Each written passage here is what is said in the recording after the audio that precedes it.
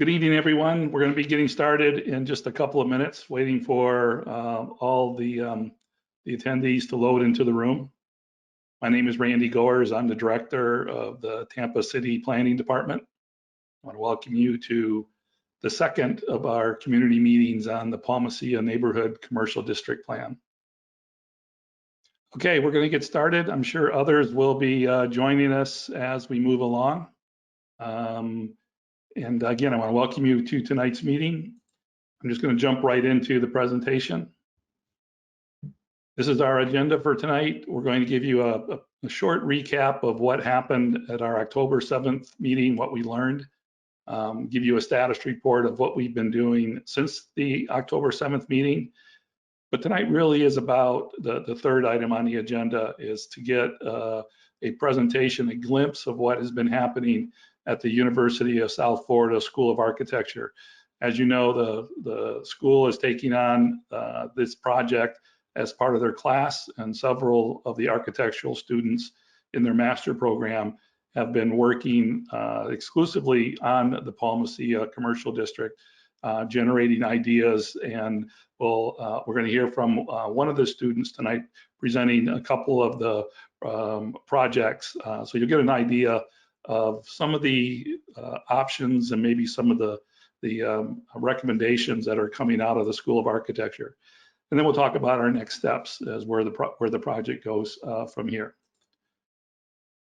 So before we get into tonight, I want to sort of recognize our project team, which is comprised of a number of departments from the city of Tampa. We also have the Hillsborough County City-County Planning Commission, which is greatly involved, the Metropolitan Planning Organization, the Hillsborough Area Transit Authority, and as I mentioned, the USF School of Architecture. The school district has also joined us. I just haven't had a chance to update this slide. But the point is that we have a variety of different staff and departments working on the plan, bringing a broad perspective of their expertise to our effort. Before we get started, just a reminder that we're recording this event. It should be available probably after the weekend on our website. So if you know somebody that wanted to see it, they'll be able to see it then. You should all be on mute at this point. Near the end of the event, we'll be able to take some questions on audio. In the meantime, you'll be able to enter questions or comments anytime in the questions box. You don't use the chat box, it doesn't work for you, but the question box is open. You'll be able to enter your questions, and one of us will be able to respond during the event, or we'll be able to respond afterwards. So let's talk about sort of a recap of what happened last month when we met. First of all, there were 87 attendees that participated in the event. We introduced the Neighborhood Commercial Planning District program, its goals and what it is that we are trying to achieve. We presented the study area, which you see here for the Palma Ceia Neighborhood Commercial District. We talked about what makes a great district and some of those elements. And then we described the our project planning approach, how we were going to approach the project, and presented a timeline, a general timeline. I will say we're about 30 days behind schedule, just because of we spent quite a bit of time scheduling some of our focus group meetings, but we don't think that's going to be a big issue once we get back after the first of the year. We also went through a sort of our initial impressions, a number of images based on our walkthrough. We highlighted things that we thought were positive about the district, things that we thought were challenges, things that we thought needed to be corrected, and really sort of went through visually what we might lay out as the initial framework for the plan itself. And if you remember, if you would participate in that event, we asked 5 questions of the audience, and these were the 5 questions that we asked. And tonight I'm going to run through really what we learned just from these 5 questions that help us sort of understand the district a little bit. The first was, what words describe your vision for the district? And by and large, what we walked away with was that the community wants a more walkable district, or what they see for the future is a walkable district. And you can see some of the comments on the left that they're looking for a walkable neighborhood, gathering place, a cohesiveness. They want bike-friendly, local merchants, shady, small townish, great food, outside dining, walkable, good for kids and seniors. A vibrant, where small, locally owned business thrives. Small to medium-sized businesses, walkable from our homes, enough parking for vehicles, etc. Family-friendly, walkable. Again, walkable seemed to come up in almost all of the comments on this particular question. Safe, a village feel were other key themes. Attractive, pedestrian as well was another one. We also asked if you could change one thing in the district, what would that be? There wasn't a dominant theme, but there were 4 themes that seemed to rise to the top. Again, making it walkable was one that was very well connected. Safety, mostly in stopping speeding. There was a feeling that cars drive too fast, it's dangerous for pedestrians and so forth. Improving the parking, making sure that there was more efficient auto parking, safe additional parking, more on-street parking, and then improving the appearance of the district, making the architecture blend into the district, creating a more uniform look and so forth. We also asked, what is the one thing that we should not do or stop doing if we're doing it today? Again, no dominant one theme came up, but there were 4 that seemed to rise to the top. One of them was this idea of not to impede traffic, that people want Bay to Bay to be safe, but with low speed where traffic flows well. And so there was a lot of comments about not reducing the number of lanes for cars, don't encourage more vehicle traffic, don't make Bay to Bay a thoroughfare, don't increase the speed limit, don't ignore traffic safety measures. There was a lot of comments about keeping traffic moving, don't slow it down, but don't increase it, don't increase the speeds, but keep it flowing at a good pace. There was another comments about no encroachment, a concern that development might negatively impact the district. So there was concerns about not allowing larger scale developments to impact the character of the district itself. So there was there were comments of it that they wanted to see more, that it was okay for development to occur as long as it wasn't going to negatively impact the commercial district itself. Don't forget parking. Parking seemed to come up quite a bit in a number of questions of making sure there was enough parking off street, on street, and making sure it was convenient as well. And don't lose sight of the local flavor of the district. Residents wanted a district that was local to the area and local to Tampa, places that were unique, that they feel had some ownership into the area. Then we also asked, we know we're going to get a lot of ideas out of this plan, and we generated a tremendous number of ideas just in the short time that we've been reaching out to the community. So we know we're not going to be able to do everything. So we asked this question for us to be able to understand what are the top things that we have to do in order for us to be successful. What are the 3 issues that we must solve? And the first, again, was making it walkable.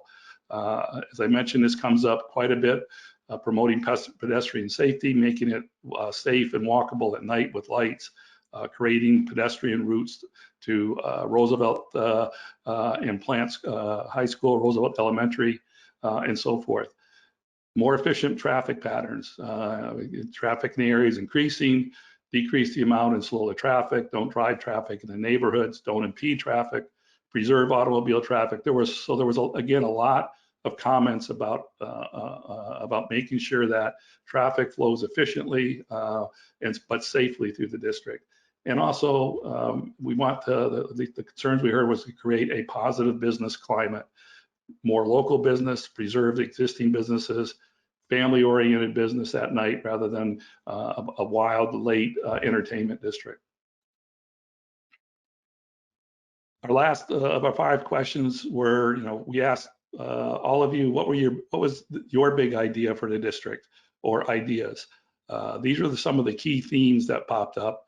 I'm not going to go through all of them tonight. I will send you, as part of this presentation a little bit later, the report that we pulled together, so you'll be able to read some of the ideas that came from the people that participated in the question. But a couple of ideas I will summarize.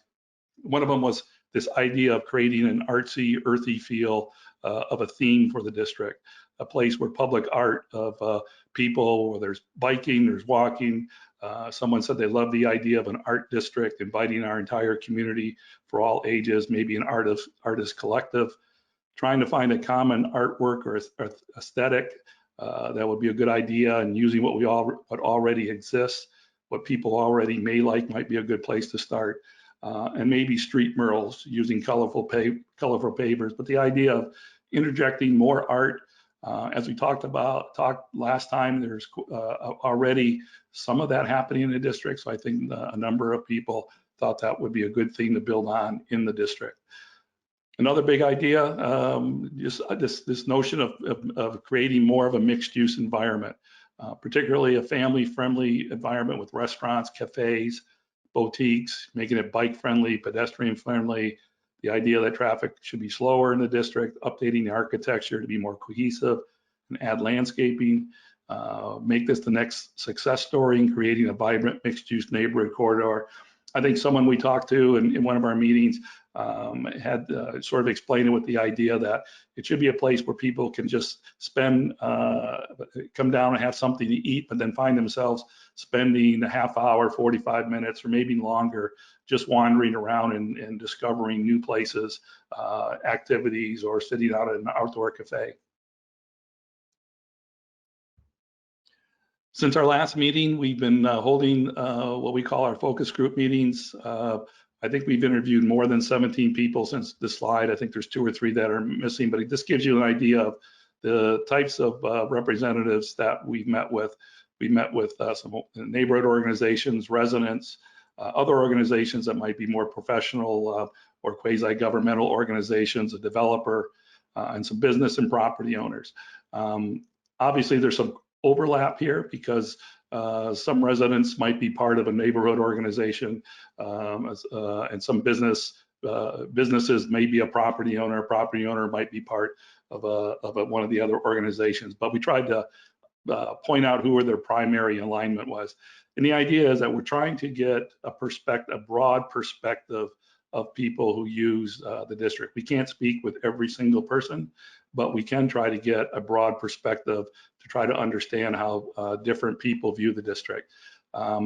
We are still interested in talking to more property owners because obviously the commercial businesses are part of the district, are owned by property owners. So we would like to be able to talk more with more property owners to better understand their ideas for the district, and really, do they have any plans for their property that they'd like to share with us as we develop the plan. So if you're a property owner and we haven't talked to you and you want to speak with us, please let us know. We have a couple of surveys. One of them is the mapping survey, which is still active, where a user can click on the map and tell us something very specific about the district. That application will be going, will stay live until about mid-January, and so we can collect those responses. We finished, remember, just before the meeting, we held a survey that was on the webpage, and I think we had about almost 180 responses. We've downloaded all those responses. I'm also going to be sending that out to all of you tonight. It'll come, there's a feature that we can send out handouts. So I'm going to be sending this survey, and it's also the summary of the 5 questions out as well. So you'll all have that tonight. It's also up on our webpage for the Palma Ceia Commercial District Plan. So if by chance you don't receive the handouts, you'll be able to go to the webpage and download it. We're also, as a staff, we're also starting our work, the actual work that planners always do, and that's looking at the land use, the demographics, the economics, and a variety of other different analysis to try to understand it from more of the objective, or bringing in some of the observational information. So we're starting a few of those. These others are just some of the examples that we're going to be looking at. There may be some others based on the input that we receive or some of the information that comes out of our initial analysis. But that's the work that we'll be doing primarily from January, February, as we try to dig deep into the district itself. Most of you have seen, basically heard my voice on these presentations and might have run into me. But behind what I do is the project manager for the Palma Ceia Commercial District. It's Stephen Benson. Many of you know Stephen. Some of you may have already talked to him as part of the project or some of the focus group meetings or an email. But Stephen's really the one that's been behind the scenes moving this forward, and we're going to hear more from him over the next couple of months as he begins to take the lead role in completing the plan and working with the community and the other stakeholders. So tonight I'm going to ask Stephen to just, for those of you who don't know Stephen, to be able to introduce himself, and then also for him to give us just a few bullets of what he sees from the project manager perspective. So Stephen. Thanks, Randy. Yeah, I think I've had a chance to meet with and speak to a lot of you, but for those of you that I haven't met with, I'm Stephen Benson. I'm a Tampa native, a proud Plant High graduate, so I'm very familiar with this neighborhood and with the corridor and with some of the issues. And you know, just briefly, some thoughts that I wanted to offer are that you know, one of the resounding things that we've heard back about Palma Ceia and Beta Bay is that it really is a great place to live, work, and play already. There are a lot of really great things about it. There's a strong collection of small and locally owned businesses that really serve as the backbone for the commercial district. The surrounding neighborhoods are very well organized and engaged in the process and what's happening around the city, and also how to get things done at a municipal level, which is great. But that said, we know that walkability, safety, parking, infrastructure, and some other areas are definitely needing improvement. So we are going to be focused on developing short-term and long-term ideas to really help the district to continue to be successful now and into the future. And if I can be of any help to any of you, if you have any questions, feel free to reach out. Thank you.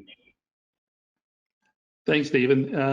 And just a reminder, again, Stephen is going to be really coming to the forefront over the next several months as we complete the plan. So any questions that you have, reach out to Stephen. If you're looking for any information, he'd be a great resource as we start pulling the recommendations together and completing the plan. So this brings us to really the highlight for tonight. As you know, we're doing not only a plan for the Palma Ceia neighborhood commercial district, but we're doing one for the Main Street commercial district. We had our that community meeting last night, and we were all very surprised and just amazed at the presentation of the group of University of South Florida students last night. The work that they've been able to bring to the project and the resources and their perspective, and really just their fresh ideas. You have to remember, students don't have to worry about all the rules that we would normally have to follow. Although I think last night they did a really good job at staying within the guidelines. But I think you're going to enjoy the presentation tonight. Be open and just receive the information. And I think you'll enjoy the perspective that the students have to offer.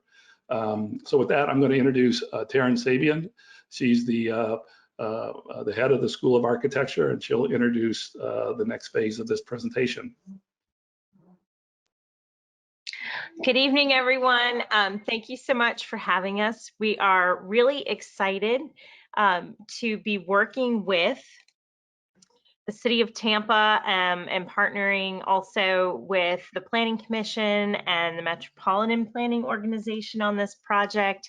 It's been a really exciting opportunity for us. And when we can get our students involved in real world projects, it's also a great experience for them as well. So we think it's a really beneficial opportunity. And as Randy mentioned, I am a professor in the School of Architecture at the USF, where I am director for the Florida Center for Community Design and Research. And we really did have a lot of work take place throughout the semester. I'm going to walk you through a bit of an overview of what the students looked at over the course of the semester. In addition to coming up with proposals for Beta Bay and using Beta Bay as a focused case study where they could apply what they learned, we did use the course to also learn about streets and blocks and the scale of urban design within neighborhoods. The students started off with a walk audit and on-site observations. So we all took a tour of Beta Bay. We walked it essentially from about Bayshore Boulevard all the way to Dale Mabry and up McDill a bit. And we really wanted to just get a sense of what the overall street was like, what that experience was like. They also did a mapping analysis, and you'll see some of that work tonight in terms of not just looking at the streets themselves, but also looking at the surrounding neighborhood. What is the relationship of that neighborhood to the streets and the streets to the neighborhood? And so this is a really important component within that understanding of the context of the area. Then they took to street diagrams where they looked at a series of analysis components for urban design and applied them to the street, what we would call the street room. So looking from building facade to building facade, and that would comprise the street room. So really understanding what that sense of scale is like, how it feels, what's happening in it, and also then going into existing conditions drawings. So they did a series of plans and sections of those streets to really understand, you know, what the current right-of-way is like, what are the setbacks like, how do the buildings feel along it. And then we also reviewed the public input. So Randy went over what some of that was tonight. We looked at that even more closely, and the students used that to help build their design frameworks. Those design frameworks included both a vision and particular focus on 10 principles, which they prioritized in order to create their design proposals. So those frameworks were really important, and I'm going to walk you through them right now in a more kind of overview and generic sense. And then Maggie Winter is going to be our student presenter tonight. She's a graduate student in the Masters of Urban and Community Design program in the School of Architecture. And she'll give you a bit more of a specific idea on how we applied these principles to Beta Bay. So the first thing that we were looking at, and these are not in a prioritized order, these are simply a grouping of 10. So diversity of uses, that blending of residential, office, and commercial spaces. We're looking for those things that attract people, that make the environment safer and friendlier. We're looking to generate external activities that contribute to that safety, right, and inhibit crime. So those are the diversity of uses. Active facades, that connection between the ground level of the buildings, the sidewalk, and the street. It also contributes to safety, attractiveness of the district, and it influences people's overall perception of the neighborhood and the city as a whole. The social dimension and urban vitality. This is a key piece. As an aggregator of people, public space has influence over the social dimension. So we're looking at the idea of wide accessible streets, squares, parks, sidewalks, bike paths, and urban furniture to stimulate the interaction between people and the environment. A positive use of that space to increase the urban vitality and quality public spaces to the population that lives there in the neighborhood, as well as visitors. Human scale. This is a really key one. And we really want to make places feel comfortable. We want them to be optimized for human use and be more active in their environment for humans to, you know, again, have a perception of safety and comfort. Lighting, this is going to be a key component. Efficient and people-oriented lighting facilities.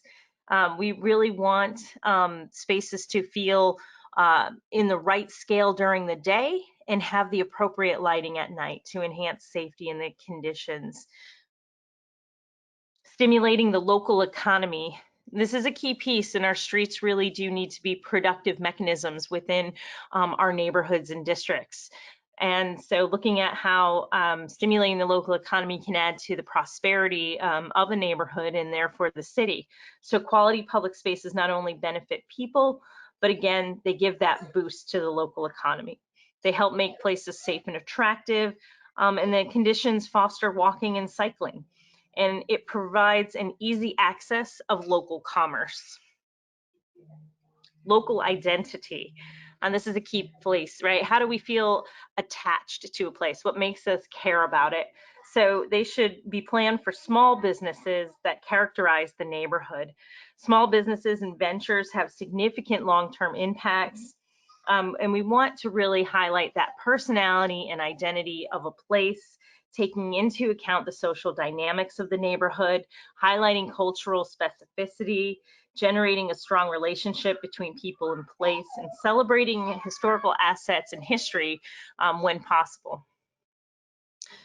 Number 8 is complete streets. So public areas should be thought of following the principles of complete streets and shared spaces. Complete streets concepts define streets designed to ensure the safe circulation of all users, pedestrians, cyclists, drivers, and public transit. So we're looking for sidewalks in good condition, infrastructure for bicycles, street furniture and signage, transit facilities, and safe intersections. And this is really about finding a balance for that street to be complete. Green areas, contributing to air quality and helping to ease temperatures. Green areas can provide shade, vegetation. They can also help address the human scale of a place. So we're looking for trees, plants, flower beds, looking for areas where we can have strategic drainage or maintenance of biodiversity. And finally, social participation. So involving residents in the design, planning, and administration of urban public spaces for our neighborhoods to really, again, help boost that quality of these spaces. So ensure that the nature and use of public space will meet the community's distinct needs, reflect the demands and desires of the local population, and a central element for the construction of safer, more equitable public areas. So these were the premise that our students used to create their frameworks and their overall proposals. This is an example of one of the street diagrams. Maggie will go into some of the specifics with you, but this is, again, looking at how we begin to understand and analyze the street, and really also not just the roadway itself, but beyond it, its adjacencies and the things that are really important in the area. And so you can see that we're looking at, again, those 10 principles and how they get applied within the actual built environment. So, and with that, I am going to go ahead and turn it over to Maggie. And Maggie is going to take you through some of our project examples, and she's going to walk you through, you know, basically kind of from the beginning all the way through to the proposals. So Maggie? Hello everyone. Thank you, Taryn. Taryn,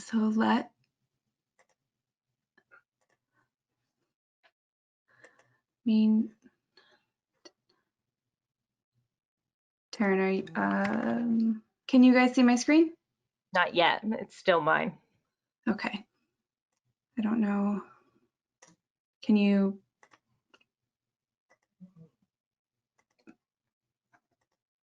I might need you to exit. There we go. Yep, now you're up. Okay. And it's frozen.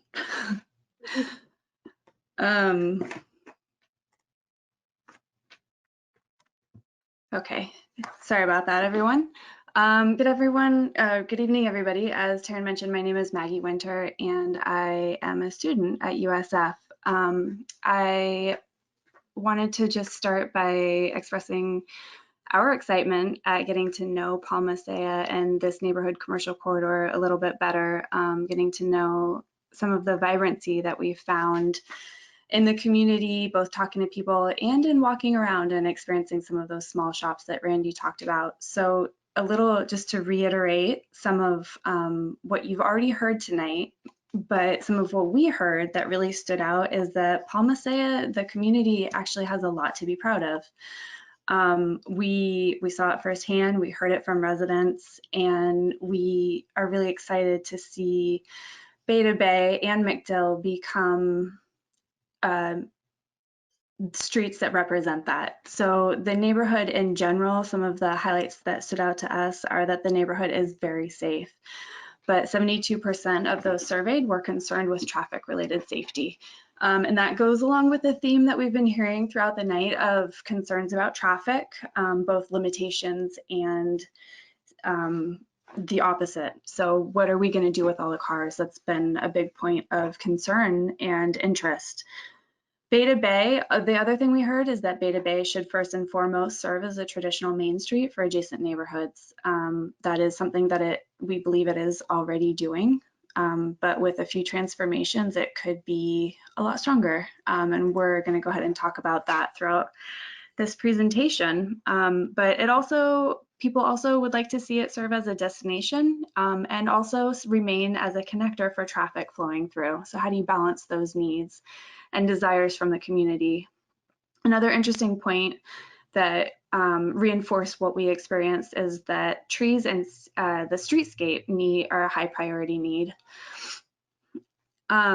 As students, we do a lot of mapping, and I'm just going to walk you through a few of the findings that we did. We started with a high level kind of research zoom out, some really interesting facts that support the reality of what this neighborhood can be and already is. So the density of the neighborhood is quite good.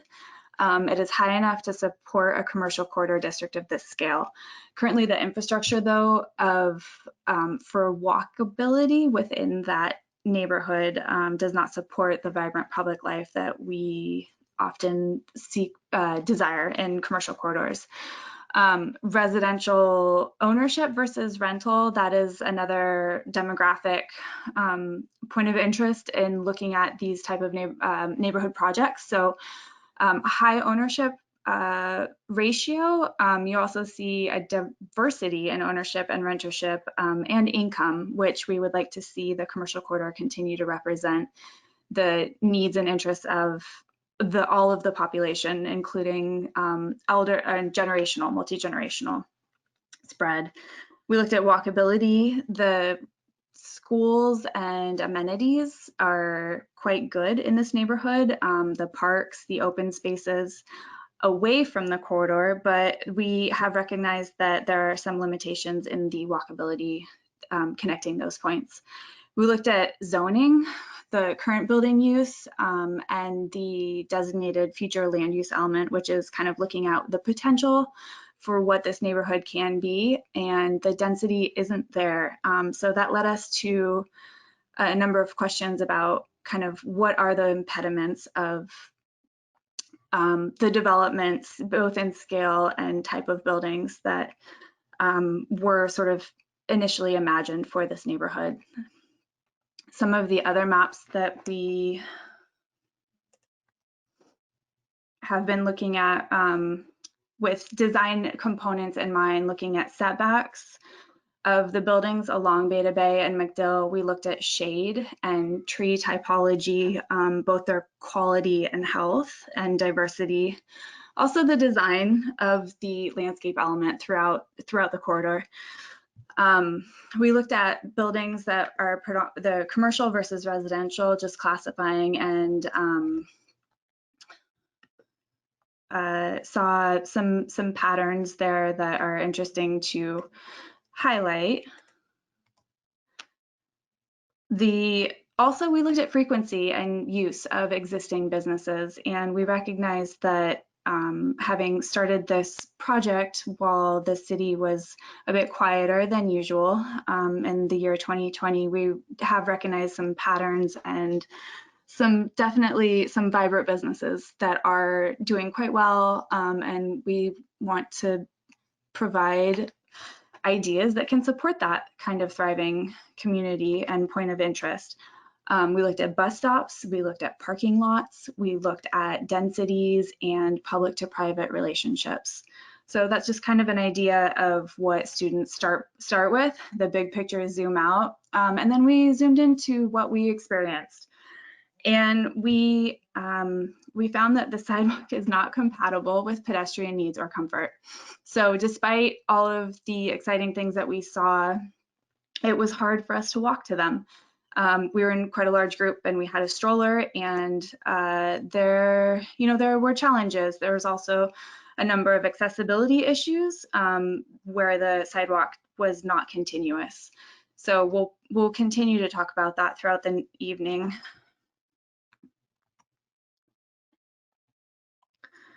I apologize, my computer is freezing a bit. Okay, so the components that we do look at as we're doing an analysis, a neighborhood analysis, it feels like we're picking on the neighborhood a little bit sometimes, taking pictures of all the accessibility issues and the utility poles in the middle of the sidewalk, but we are looking typically at, is this a comfortable walk? Is the environment providing a microclimate that helps the human experience, makes us want to hang out and linger under the beautiful oak trees that you find all over Tampa, for example, and stormwater. Is it a safe walk? So as we mentioned, this neighborhood is quite safe, but for visually impaired or those in a wheelchair, there are impediments, or for children, right? So we understand that there are a handful of schools in the neighborhood, and we want to be able to propose an environment in which kids feel safe walking and parents feel safe for their kids to be walking. So the elements that are involved with that, and then sort of a little bit more of the fun stuff. Is there a reason to walk, and is it an interesting walk? A lot of that has to do with the architectural aesthetic that you'll see and the continuity. The examples that Taryn showed, those are vibrant walkable districts, and you'll notice a lot of the same scale and rhythm repeated. So those elements that help the visitor understand where they are and feel comfortable in that rhythm. We also saw that we heard that parking is an issue in the neighborhood, and despite the fact that it is significantly quieter these days, we saw a lot of empty parking lots visiting throughout the day at different times. So those were some of our initial observations. And then just starting to sketch that out in a little bit more of an analytical way. Talking about productivity, inclusivity, and quality of life. Does this corridor support a high quality of life? Does it support the vibrancy that we see in the neighborhood surrounding it and in the businesses that are along the corridor?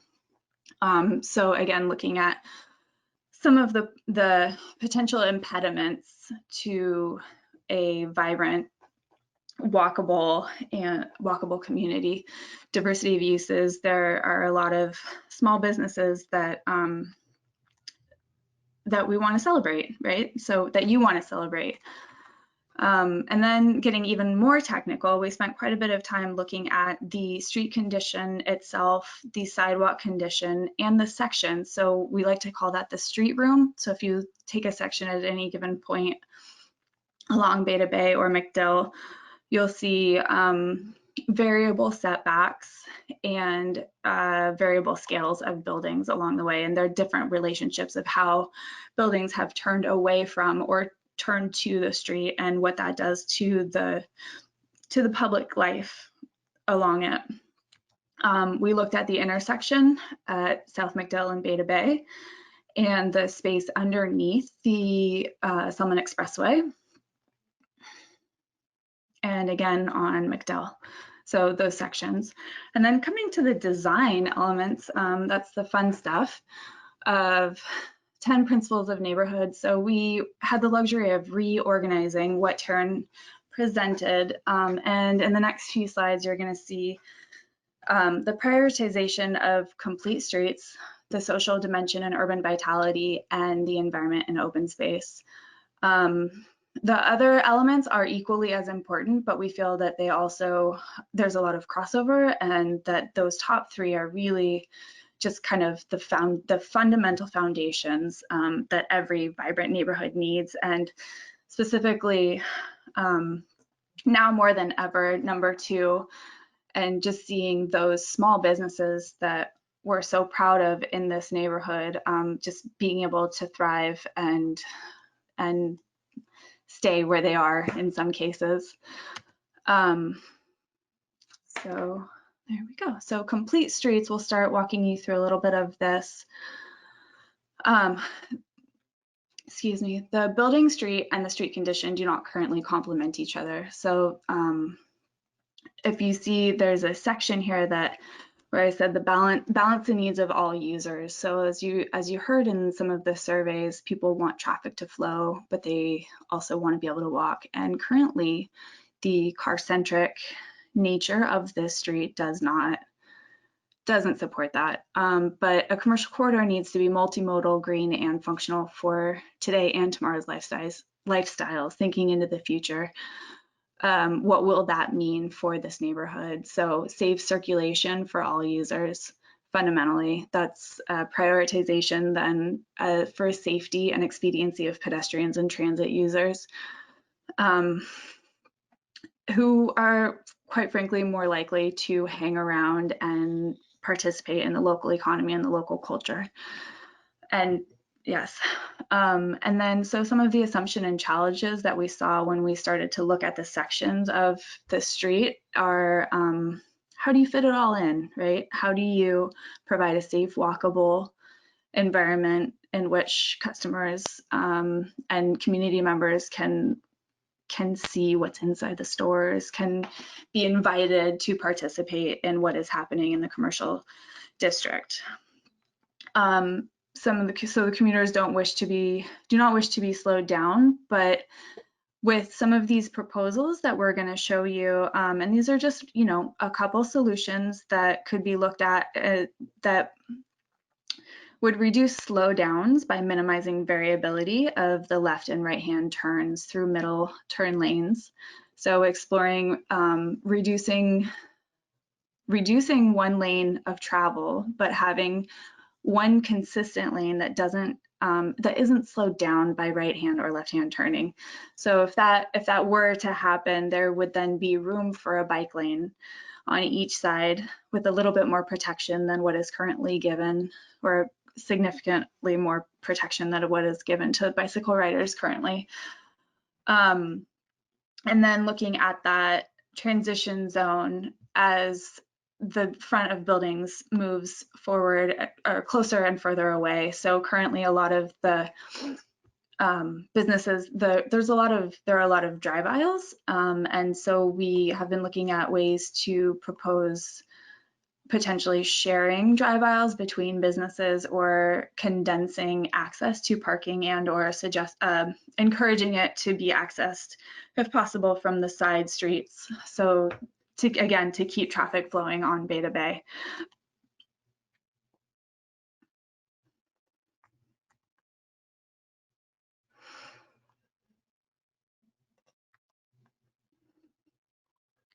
So looking at that complete street idea, this is a section, again, looking at Beta Bay. This is a cross-section cross-section looking east, and just trying to imagine if there were a little bit of extra space for a bus to pull over. And this is a solution that we see quite successfully throughout many cities around the United States. But for complete streets, our priorities then would be connected network for all users. So if you ride a bike, will it get you where you need to go? We talk a lot about the last mile, how to get people, how and why would anybody get out of their car? Are there options? Are there alternatives that will satisfy our daily needs, right? Getting to work, running errands, entertainment. So can we ride a bike all the way to a place, or walk, or ride transit and walk, those combinations? Looking at accessible surfaces, looking at sidewalks as a minimum 6 feet at level and unobstructed. Those are our top priorities for Beta Bay. And then safe and clearly marked pedestrian crossings across Beta Bay. Specifically, it was recommended at Ferdinand, Hines, Concordia, and Esperanza. So exploring those intersections. And then this is just a sort of long time in the future, but potentially also near short-term solutions at Beta Bay and MacDill. So we're looking at block development patterns, and existing block size and rhythm is unlikely to change. The blocks are what they are, but they are relatively pedestrian friendly with the exception of walking along and crossing Beta Bay. So crossing Beta Bay is again that point in which it's hard in which pedestrians feel less welcome. So there are a couple of solutions that we've looked at this intersection specifically. Turning radius, making the crossings potentially more artistic, but also safer and more clear. Having a consistent aesthetic along the corridor. So here you'll see a Palma Ceia trash can, but there are a couple of different or endless solutions for finding fun and artistic local designs that help people know that they're in a special place and they've landed.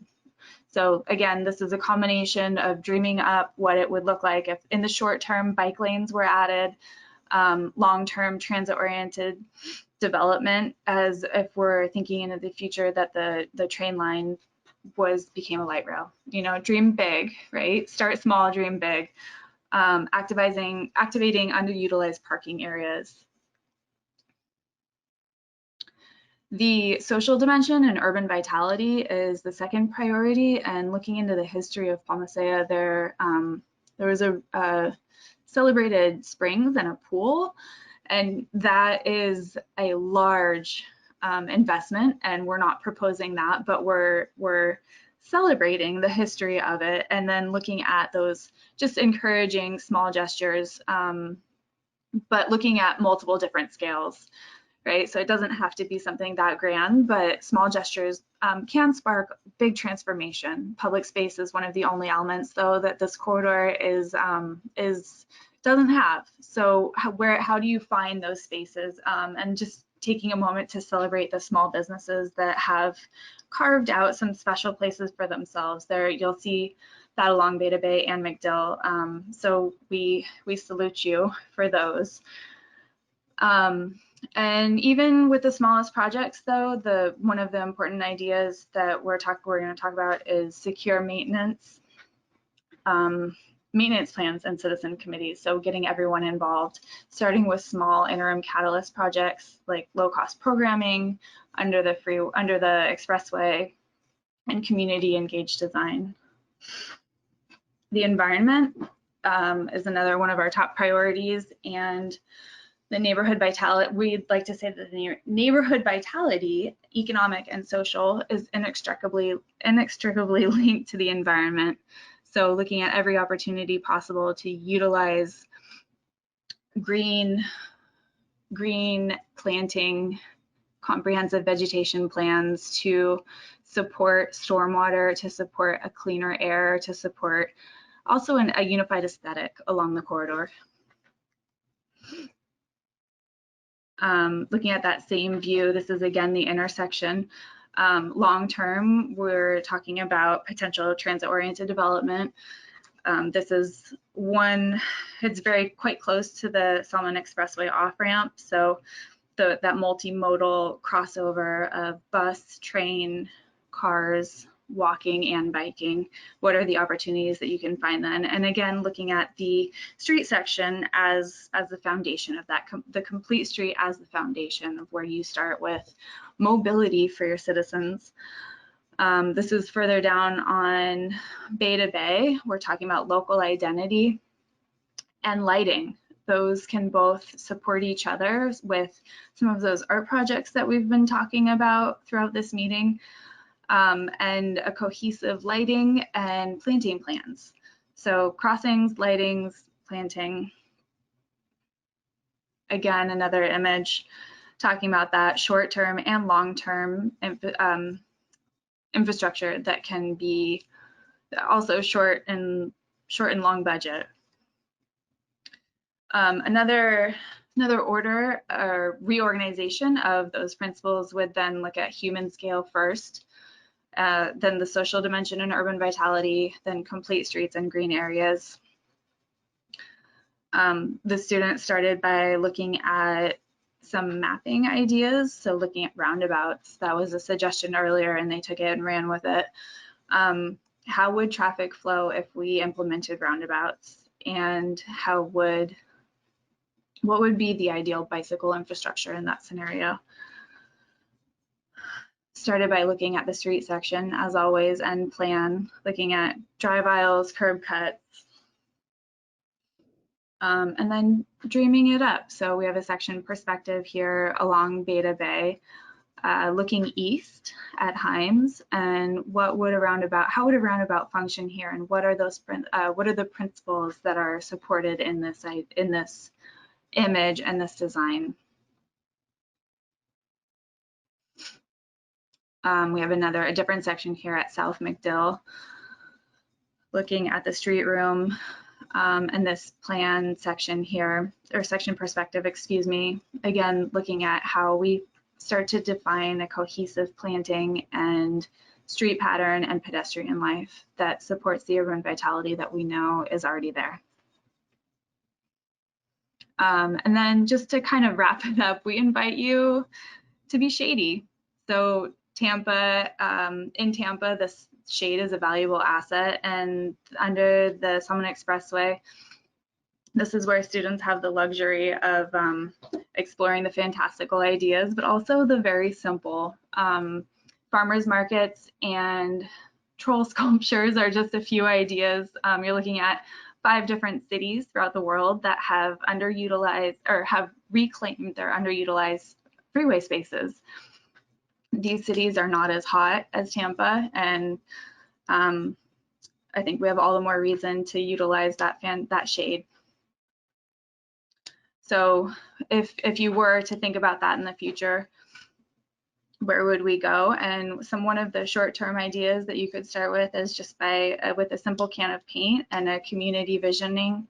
Community engaged design goes a long way to get everybody out there together and to craft a vision that is supported and loved by the community.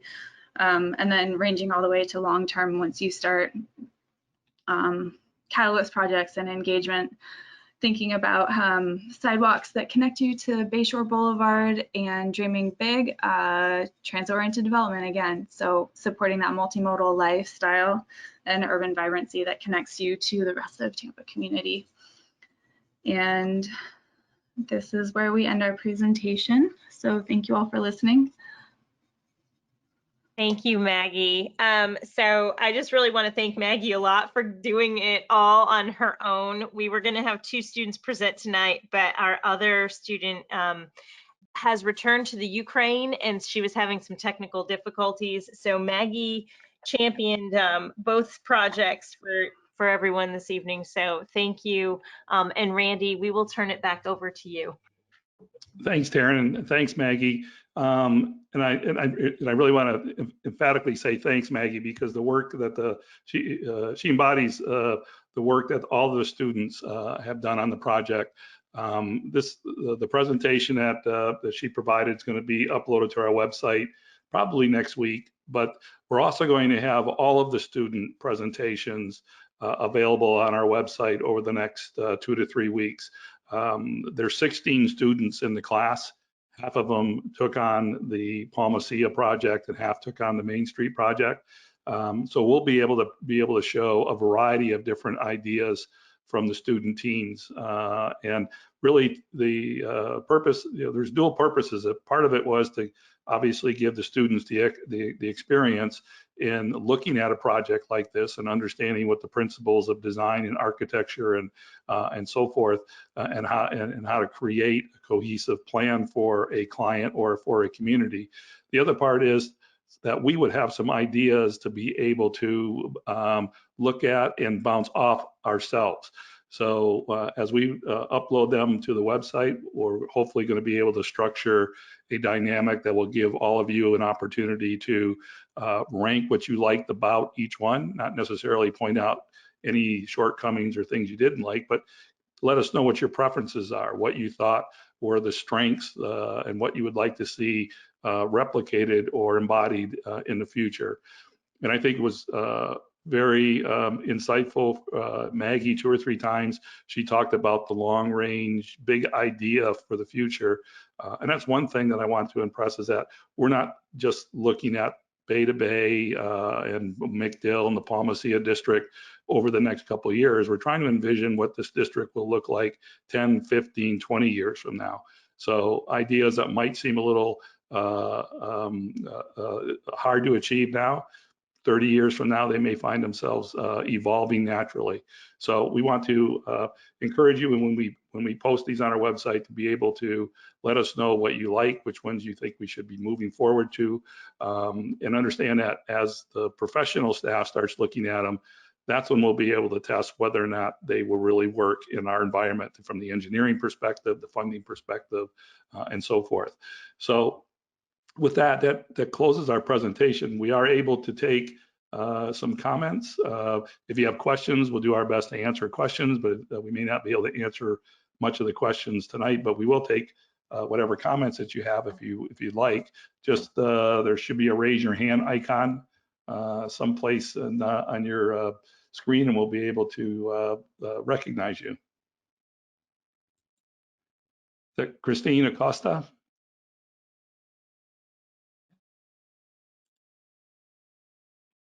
You may need to unmute yourself. Okay, I found it. Thanks. Hi, good evening. Thanks for this fantastic work. Thanks, Taryn and the whole team. I wonder, Randy, if you could just reiterate what happens next. I think you said there was one live link where we could continue to report on things that we want to share on the map that we see and observe in our day-to-day lives. And what else happens now, and what else can citizens do to advance this project and ensure that there's funding ultimately for some work?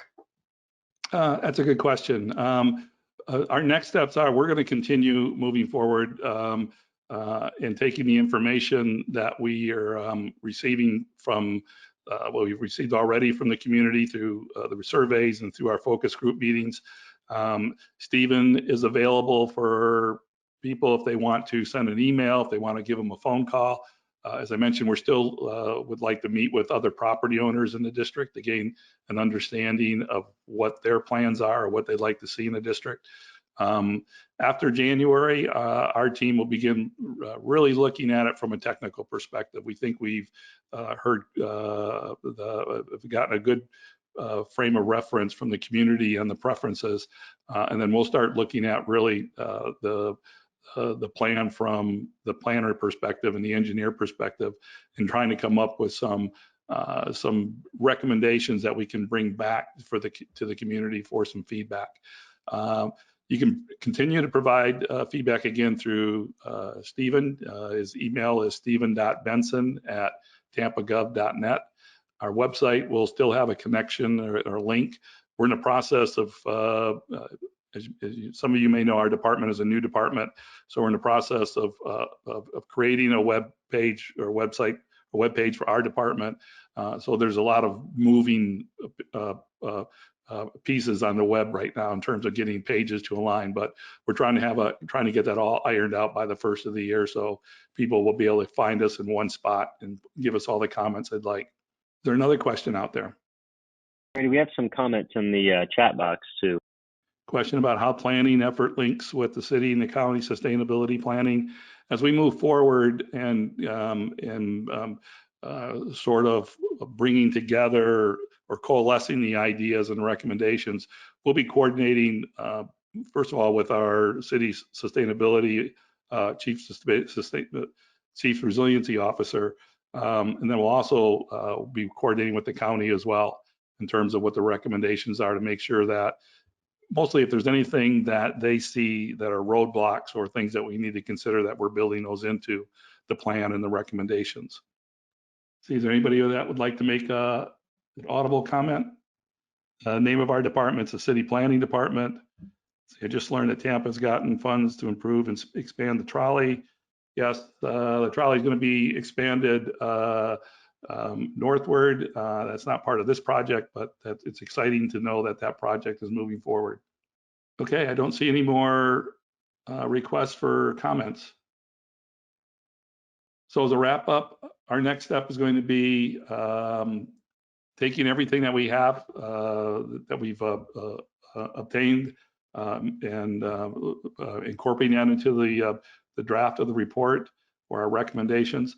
This presentation should be on our website, posted on our website at the end of the week. Hopefully, maybe by the early of next week, if it's not at the end of this week. And then we'll be able to come back to you, I think, probably near the end of January with some initial ideas. The project, we anticipate having the final recommendations and a plan done by somewhere around April or May. It's an iterative process as we start to move forward with our recommendations, and we'll always be making them available, making them releasing them to the community, get some feedback before we finalize them. I did see a hand raised. Zad, did you have a question? Okay. Hi, Ziad Stefan. I own the building on corner of McDill and Beta Bay. During Taryn's presentation, I noticed she had one of the recommendation was to redo Bay to Bay. It looks like 2 lanes with a turn lane in the middle. Would that be a recommendation? If it is, would that be back on the table to be suggested, or that's just a suggestion? I mean, I know we had a meeting before on this and I guess didn't go through, but would this round might come back to be 2 lanes with turning lane for Bay to Bay? That's a good question. We don't know exactly where the final recommendation is going to go. We know that there's a challenge in front of us, and that is how can we continue to promote traffic through the district, create a more walkable, more pedestrian-friendly district, and create the environment that business grows. Or flourishes, I would say, not just grows, but flourish. So I think Maggie showed that there's some competing interests there that we have to figure out how to do this. Maggie's presentation showed a couple of different ways that it could be done through changing the lane widths and the lane orientation, and also maybe with some roundabouts. There might be some other ways. There are other ways of looking at it in terms of creating some easements or creating wider sidewalks through the promotion of zoning bonuses for development, which might take some different timeline. Those are things that we'll be looking at as we move forward. We challenge the University of South Florida students to think creatively, to look at the district without all of the history or the rules that we have to deal with, and give us some ideas to look at. So we're going to take a look at the ideas that the students give us. We're going to listen to what the community has said, and we'll bring forward some recommendations. Now, to that end, many of you know exactly what we're trying to achieve and know the challenges in front of us. We invite you to give us some ideas on how best to approach it. If you've seen another city, or if you're if you're on your travels, you've seen some other cities that have had some great recommendations, we'd be more than willing to hear about them so that we can pursue it. But at this point in time, to answer your primary questions, that's one idea that's out there, and we'll be looking at that idea and other ideas as we move forward. Pamela, I see you have a question. Yes, I was certainly involved in the discussions with the neighborhood association regarding the plans to restripe Bay to Bay before it occurred. And one of the recommendations was to install timed streetlights so that if you went the speed limit, your progress from between Dale Mabry and McDill would not be impeded. And that was with a 3-lane striping. And the study suggested that the delay in your drive between those two streets might be as long as 1.5 minutes. So it's really sad that this was not incorporated. Well, again, just understand that this is our students that are presenting their ideas, and we're Yes. really at the beginning of the project. But thanks for bringing that to our attention. We'll take a look at it. Thank you. Is that Miyamoto? Did I get the, It's the Mary name? Lee. Mary Lee. It's probably sitting there saying ML. Yes. Yeah. Hi, this is Mary Lee Motto. I'm a resident or property owner. I'm not really sure which one you classify property owners as. So my first question is, what's the difference between a resident and a property owner? And then I have a follow-up. Yeah, so we're just when I mentioned property owners that we're looking to talk to, it's primarily the property owners that are within the study area or the boundary that are on Bay to Bay or McDill. Okay, cool. So within the map grid. Yes. Right. Then my second question, the scope of the project. I was on Nextdoor, and there was a conversation that was very interesting, and the outcome basically was seeking a list of the small businesses that we have in the corridor. And it wasn't really about the corridor. It was just, hey, what are our small businesses? And people were looking for recommendations about how to support small business. It was, heading into Small Business Saturday.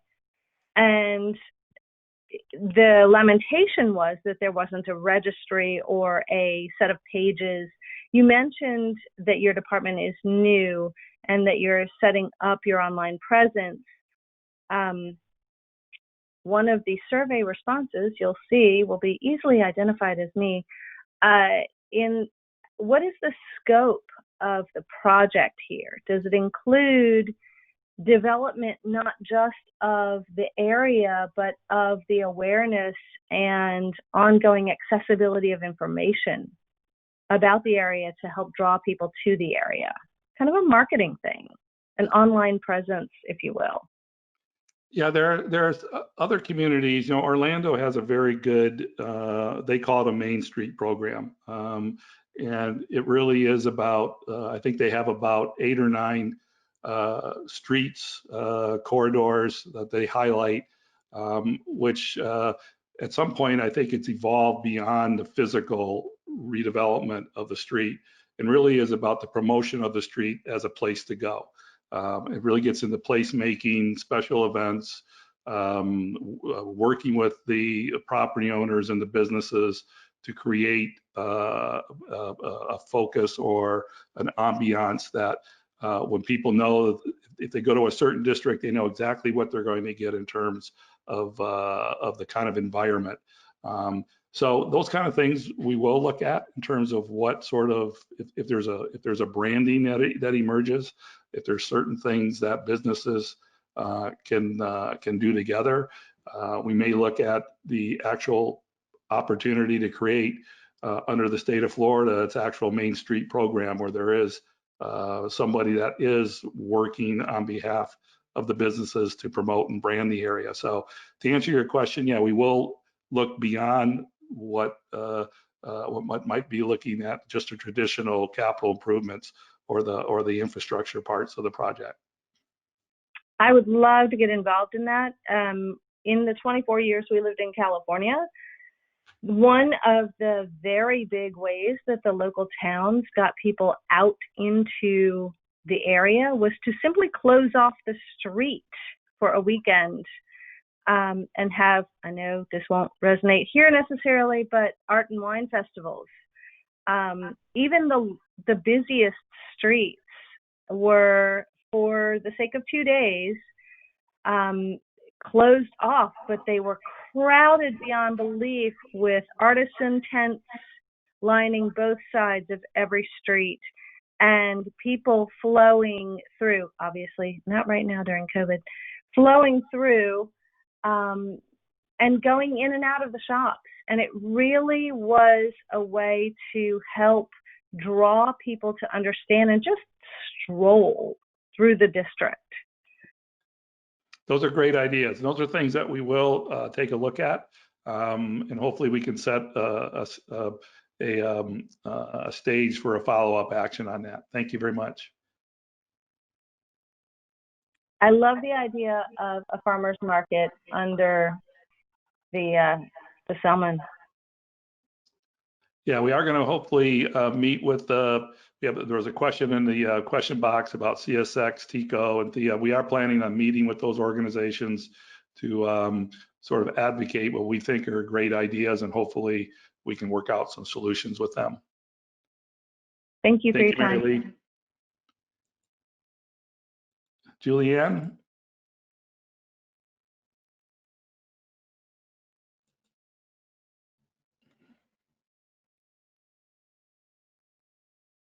I think you have to, there you go, unmute yourself maybe. Sorry. Okay. While you're assessing everything that goes along with this, if there's a change in the design of the street and a dieting of the street or restriping, will you also be assessing how that could affect traffic on other streets like Euclid, El Prado, Morrison, etc., if it were to cause traffic to divert from bay to bay? Yeah, we'll take a look at, we'll ask our, especially something as major as that. We know the concerns of the community, and so we want to make sure that if something as major of an improvement like that is also going to, is how it performs in the context of an overall system, not only for today, but also in the future, and making sure that it does work as we move forward. At the same time, we'd also want to make sure that all of the community is well aware of the changes or anything that's contemplated. So we're still in the beginning part of this process. We haven't made a decision on one way or another.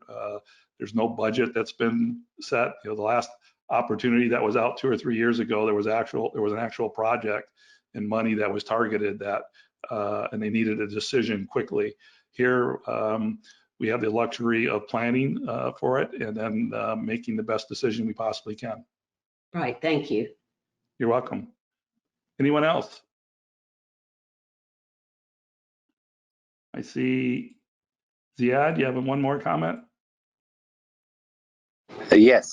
Hey, so basically, to go back on Lee's comments, I like that idea since I'm a business owner and a property owner in that district. So if we don't have to wait, I understand this program or project is going to take a couple of years or so. In the meantime, if we wanted to do what you suggested, like maybe block the street for a weekend or a day, like what they do similar to Hyde Park when they do a farmers market.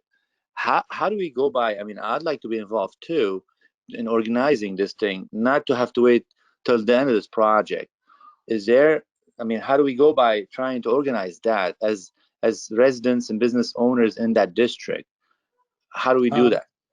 Yeah, I think we can identify what has to get done. There's actual processes that have to get done when you go to the city to try to close a street for an event, and make sure everything is handled appropriately. We can identify those things. The biggest part that will have to come, I think, from the community or a partnership will be somebody that can actually work with the businesses and bring it through the system. But we can go through and identify what it takes to do that, because it happens all over the city. And then we can figure, once we know what has to get done, then maybe the businesses can organize and find someone that wants to take the lead role in working on their behalf. So, I mean, if Lee, I mean, I know she's listening, and I don't her contacts, but how do we contact each other to see, okay, well, let's say we want to take the lead. Is there an email that we could send to each other? I mean, or this platform to exchange? How do we do that? We're gonna have to figure that out. Right now, you have Lee listening, and you're listening, and you two can communicate with each other. But we can also. I'm just going to shout out my email address because we're running out of time. I've got 3 people picking me for my next meeting who are still in California. So on my email address is a matter of city record because I was in the Mayor's Neighborhood University. So it's M as in Mary, L as in Lee, M as in Mary, O as in Oscar, T as in Tom, T as in Tom, O as in Oscar, M, L. Wait, you went too far. Yeah, I gotcha. Okay, go ahead. Say that again. M, L, M, O, T, T, O @gmail.com. Okay. So my name is Ziad. So I'll call you. I have Biblos on the corner of Which business do you have? I'll come find you. I'm sorry? Which business do you have? I'll come find you. It's called Biblos, the restaurant on McDill and Bay to Bay. Oh, yeah. All right. And I think if you guys can connect, me. if you two can connect, and then you can facilitate communication through Stephen Benson or myself, we can find out what the city requirements are for that kind of an event. Please do. And also my email, my email is easy. It's info at bibloscafe.com. That's BYBLOS cafe.com. Great. Well, nice talking to you guys. Appreciate all your work, city guys and everybody else. Been great. Thank you. All right. Thank you very much. I don't see any more hands raised. I see people leaving our meeting. And I think if there's any questions that haven't been answered in our queue, we'll summarize those and add those to our web as well. So I want to thank all of you for attending tonight's event. The comments were great, and I think we'll be able to integrate those into the next phase of our project. So you probably won't hear from us again until about, at least from a meeting standpoint, till the end of January, but you can always reach out to Stephen at stephen.benson@tampagov.net. He spells his name STEPHEN .Benson, and it's SON @tampagov.net. Thank you all very much. And again, thank you, Taryn and Maggie, for the presentation from USF. Have a great night, everybody. Thank you guys for the presentation. Thanks, everyone.